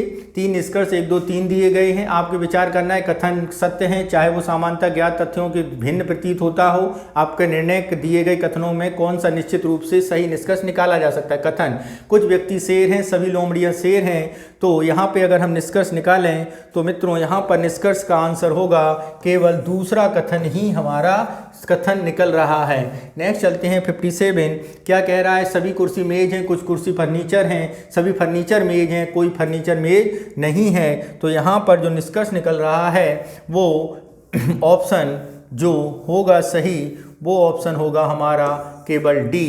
नेक्स्ट चलते हैं क्वेश्चन नंबर 58। क्या कह रहा है 58, निम्नलिखित कथनों पर विचार कीजिए। सिपाही अपने देश की सेवा करते हैं, छात्र सिपाही नहीं हैं। उपरोक्त में से आधार पर निम्नलिखित में से कौन सा निष्कर्ष निकाला जाता है? छात्र अपने देश की सेवा नहीं करते हैं, कुछ छात्र अपने देश की सेवा करते हैं। ये दोनों निष्कर्ष नहीं निकाले जा सकते हैं, इसलिए ऑप्शन डी हमारा सही होगा। नेक्स्ट चलते हैं क्वेश्चन नंबर 59। निम्नलिखित में से कथनों पर विचार कीजिए। सभी व्यक्ति कलाकार होते हैं, कुछ व्यक्ति नशा के आदी होते हैं। अवसादग्रस्त व्यक्तियों को नशा के आदी बन जाने की संभावना रहती है। दी गई कथनों को निष्कर्ष निकाला जा सकता है। व्यक्ति अवसादग्रस्त होते हैं, नशा के आदी लोगों में कुछ कलाकार होते हैं सभी अवसादग्रस्त व्यक्ति नशा के आदी होते हैं। कलाकार व्यक्ति आमतौर पर अवसादग्रस्त होते हैं। तो यहाँ पर यदि हम बात करें तो कौन सा ऑप्शन सही होगा, नशा के आदी लोग कुछ ही कलाकार होते हैं, यानी बी ऑप्शन सही होगा। नेक्स्ट चलते हैं क्वेश्चन नंबर 60।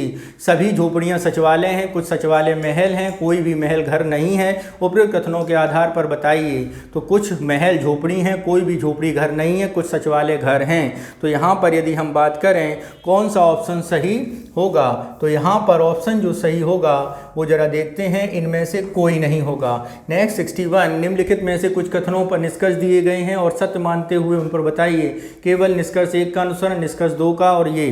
तो देखते हैं 61, सभी चांद तारे हैं, कुछ चांद तारा ग्रह हैं, कोई भी ग्रह सूर्य नहीं है। निष्कर्ष कोई सूर्य तारा नहीं है, कुछ तारा सूर्य हैं। तो यहाँ पर अगर हम देखें तो ऑप्शन सी हमारा सही होगा, यानी निष्कर्ष 1 दोनों अनुसरण नहीं करते हैं। नेक्स्ट चलते हैं 62, क्या कह रहा है, सभी किताब मैगजीन हैं, कुछ किताब कलम है, सभी कलम पेंसिल हैं, कुछ पेंसिल किताब हैं, सभी किताबों की पेंसिल होने की संभावना है।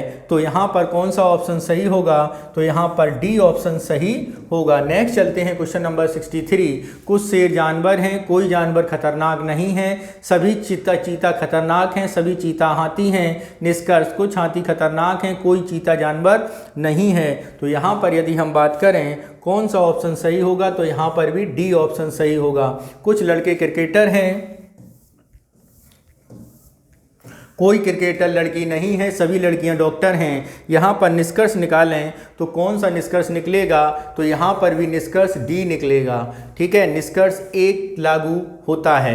नेक्स्ट चलते हैं क्वेश्चन नंबर 65, सभी गांव शहर हैं, कुछ शहर तहसील हैं, कोई तहसील राज्य नहीं है, कुछ गांव राज्य नहीं है, सभी गांव तहसील हैं। तो यहाँ पर यदि हम बात करें तो ना ये निष्कर्ष निकल रहा ना ये निष्कर्ष निकल रहा, यानी ऑप्शन सी हमारा सही होगा। नेक्स्ट चलते हैं क्वेश्चन नंबर 66, दिए गए 2 आधारों पर विचार निर्धारण कीजिए और कौन सा निष्कर्ष सर्वाधिक तार्किक हो सकता है।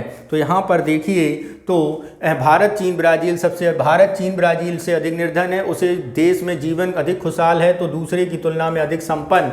ब्राज़ील में जीवन चीन की तुलना में अधिक खुशहाल है, भारत में ब्राज़ील जीवन खुशहाल नहीं है। भारत में जीवन चीन और ब्राज़ील की तुलना में कम खुशहाल है, यही निष्कर्ष निकाला जा सकता है। नेक्स्ट चलते हैं क्वेश्चन नंबर 67, विगत दशक में उन बच्चों की संख्या का प्रतिशत तेजी से बढ़ा है जो वीडियो गेम खेलते हैं। अभिभावक इस बात से चिंतित हैं कि वीडियो गेम्स की हिंसक विषय वस्तु बच्चों पर नकारात्मक प्रभाव पड़ता है। चूँकि इस अवधि में बच्चों को अस्थिर व्यवहार की प्रवृत्ति बढ़ी है, इसलिए अभिभावकों को चिंता जायज़ थी। कौन सा कथन सत्य है? ठीक है, इसमें कौन सा कथन जो है वो सत्य है, इसमें बताना है। तो देखते हैं क्या है ऑप्शन में हमारे पास, हिंसक बच्चे सदैव वे हैं ही नहीं होते जो वीडियो गेम खेलते हैं, ये बात सही है। नेक्स्ट चलते हैं प्रश्न 68 से 69, 1 और 2 के रूप में कार्रवाइयाँ दी गई हैं और इन समस्याओं को उठाया गया है। कोई कदम कोई प्रशासनिक कार्रवाई होती है तो सुनिश्चित करें कि दोनों कार्रवाई में से कौन सा तार्किक रूप से सही है। ठीक है, केवल 1 उपयुक्त, 2 उपयुक्त, 2 या 1 ना 2। तो खाद्य प्रसंस्करण कृषि उद्योग की एक समस्या, कच्चे माल को अनियमित आपूर्ति और कच्चे माल को उत्पादकों की उचित कीमत नहीं मिल रही है। सरकार को खाद्य प्रसंस्करण उद्योग को नियमित कच्चे माल की आपूर्ति का भरोसा दिलाने के लिए एक आकर्षक पैकेज की घोषणा करनी चाहिए। 2, खाद्य प्रसंस्करण उद्योग को नियमित कच्चे माल की आपूर्ति का भरोसा दिलाने के लिए सरकार को एक आकर्षक कीमत क्रियाविधि की घोषणा करनी चाहिए। तो यहाँ पर बात करें तो बी ऑप्शन हमारा जो है सही होगा। नेक्स्ट, एक आयुध कारखाने में रात्रि के समय काम करने वाले कर्मचारी सब एक उच्च विस्फोटक पदार्थ के संचालन कर रहे थे, तब एक विस्फोट के कारण कई लोग घायल हैं। रात्रि के समय उपस्थित पर्यवेक्षक सेवाएं समाप्त कर देनी चाहिए। कारखाने के प्रबंधन को कर्मचारियों को इस प्रकार विस्फोट पदार्थों के संचालन के प्रशिक्षित किया जाना चाहिए। तो इसका भी आंसर क्या होगा?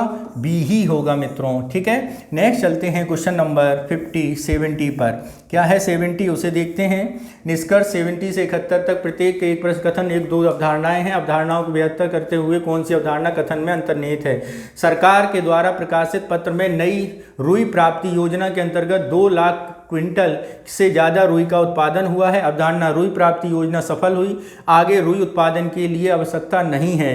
तो यहाँ पर यदि हम देखें तो कौन सा सही होगा, एक भी ऑप्शन यहाँ पर सही नहीं है। नेक्स्ट चलते हैं, भारत को रोजगार बढ़ाने के लिए औद्योगिक विकास की प्राप्ति के लिए आवश्यक कदम उठाने चाहिए। अवधारणा क्या है, औद्योगिक पिछड़ापन भारत की बेरोजगारी का मुख्य कारण है, बेरोजगारी सृजन महत्वपूर्ण लक्ष्यों में से एक है।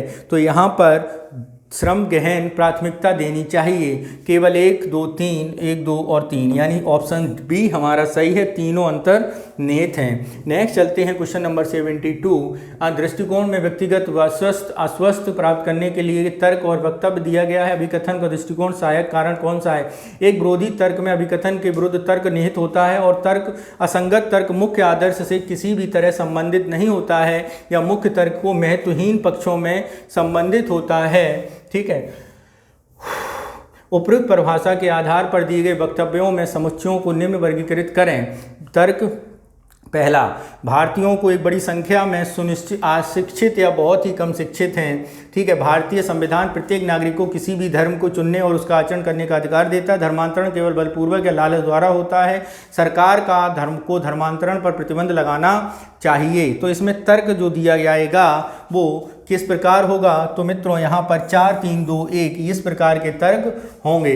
नेक्स्ट चलते हैं क्वेश्चन नंबर 73। हाल ही में भारतीय स्वास्थ्य क्षेत्र में निवेश आकर्षित किया है। हाल ही में के समय प्रवासी भारतीय चिकित्सक पुनः भारत लौट रहे हैं। प्रौद्योगिकी में उन्नति के साथ चिकित्सा क्षेत्र सर्वाधिक विकसित और लाभप्रद भारतीय उद्योगों में से एक है।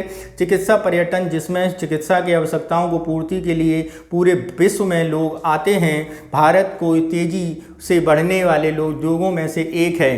तो यहाँ पर यदि हम तर्क देखें तो 2 1 3 4 ऑप्शन डी हमारा सही होगा। नेक्स्ट, केवल हीरे ही महंगे होते हैं, सभी नीलम मणिक होते हैं, कुछ नीलम आभूषण होते हैं, कोई भी हीरा मणिक नहीं होता। उपरोक्त कथन में से कौन सा निष्कर्ष अमान्य है। तो यहाँ पर यदि हम बात करें, उपरोक्त में से हीरे नीलम नहीं हो सकते, नीलम महंगे नहीं होते हैं। ठीक है, आगे देखते हैं।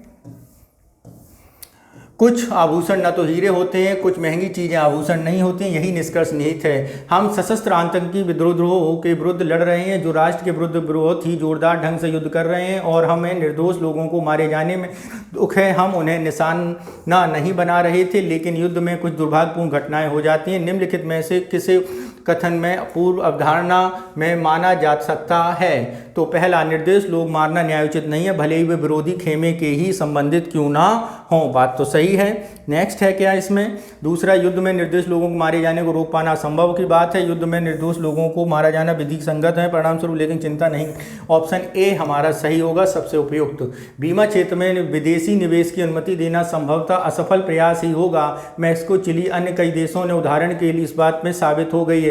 यदि तर्क सही नहीं है तो प्राथमिक कारण क्या हो सकता है। तो यदि तर्क सही नहीं है, इनमें आर्थिक कारकों को शामिल नहीं किया गया। भिन्न भिन्न देशों में असफलता के भिन्न भिन्न कारण हो सकते हैं, यही तर्क होगा। नेक्स्ट चलते हैं क्वेश्चन नंबर 77। जब समाजशास्त्री यह कहते हैं कि 16 साल से कम आयु के बच्चे बहुत अधिक वीडियो गेम या प्ले स्टेशन खेलने की आदी हैं, तो उनका मानना गलत होता है, क्योंकि इन खेलों के अधिकांश खरीदार 40 साल के ऊपर की आयु के हैं। निम्नलिखित में से कौन सा उपयुक्त कथन है, निम्नलिखित में से विरुद्ध प्रबुद्ध साक्ष्य होगा। तो ऑप्शन देखते हैं ए, क्या है, वस्तुतः वे इंटरनेट से प्रभावित हैं। हालिया परिणामों से स्पष्ट होता है कि इन गेम से खेलने वाले बच्चे बहुत अधिक रुचि नहीं लेते। जो लोग इन गेम में खरीदते हैं वे अंतिम उपयोगकर्ता नहीं होते हैं। उपयुक्त में से कौन से सही नहीं है। तो ऑप्शन कौन सा सही नहीं है, सी हमारा सही नहीं है। नीचे अगला है, नीचे क्रिकेट खिलाड़ियों को 3 कथन दिए गए हैं। सौरभ ने कांच नहीं तोड़ा, मैंने कांच नहीं तोड़ा, कांच मैंने तोड़ा, सहवाग ने कहा। तो ठीक है, सौरभ ने कांच नहीं तोड़ा। सचिन, तो कांच किसने तोड़ा है। तो यदि हम यहाँ पे बात करें कांच किसने तोड़ा है, तो कांच मित्रों, कांच सौरभ ने कांच नहीं तोड़ा, सौरभ मैंने कांच नहीं तोड़ा, सहवाग कांच मैंने तोड़ा है। एक गलत, कम से कम एक सही है। तो कांच किसने तोड़ा है, तो कांच मित्रों सचिन ने तोड़ा है। ऑप्शन ए हमारा जो होगा वो सही होगा। नेक्स्ट चलते हैं क्वेश्चन नंबर 79। क्या है, ए plus B, A delta B ratio A. तो A dollar B, A delta B का मान क्या होगा। तो यहाँ पर यदि मान करें तो इसका मान 14 होगा। ठीक है, अगर इसे सॉल्व करना चाहें तो कर लें। 40 × 5/100 और प्लस 40। ठीक है। नेक्स्ट चलते हैं, अगला क्वेश्चन $80 5 डेल्टा 4 $10, तो इसे जब सॉल्व करेंगे तो आएगा 18.7। ठीक है मित्रों, तो इस तरह आज हम लोगों ने सी सेट का पेपर सॉल्व किया है। शेष अगले सी सेट भी अपलोड कर दिए जाएंगे, तो आप हमारे चैनल से जुड़े रहिए और अपना लाइक, सब्सक्राइब और और सब्सक्रिप्शन का बटन जरूर दबाइएगा। और इसके साथ ही हम लोग सोशल इशू पे एक वीडियो बनाने जा रहे हैं, लद्दाख के प्रोस्पेक्टस, तो आप हमारे चैनल से जुड़े रहिए और देखते हैं सोनम वांगचुक के बारे में और उसका डिस्कशन करते हैं। थैंक यू, जय हिंद।